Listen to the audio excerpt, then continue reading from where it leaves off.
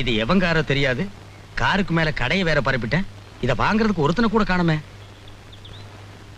மானசமையிலே ஒரு நீங்க எங்க இந்த பக்கம்? சும்மா கிளப்புக்கு வந்தேன்.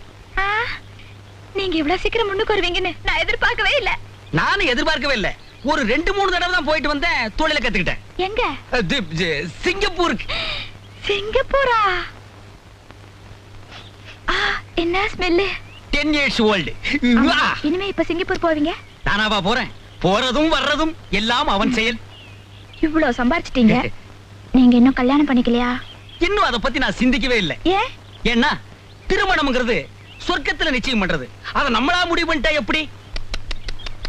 ஏன் நாயை கூப்பிடுறீங்க? நீங்க ஒண்ணு என்ன தத்துவம் பேசுறீங்க? நீங்க இருக்க வேண்டிய இடமே வேற. இருக்க வேண்டிய இடமெல்லாம் இருந்துட்டு வந்துட்டேன். இனிமே நான் இருக்க வேண்டிய இடம் என்னுடைய வருங்கால மனைவியோட மனசுல தான்.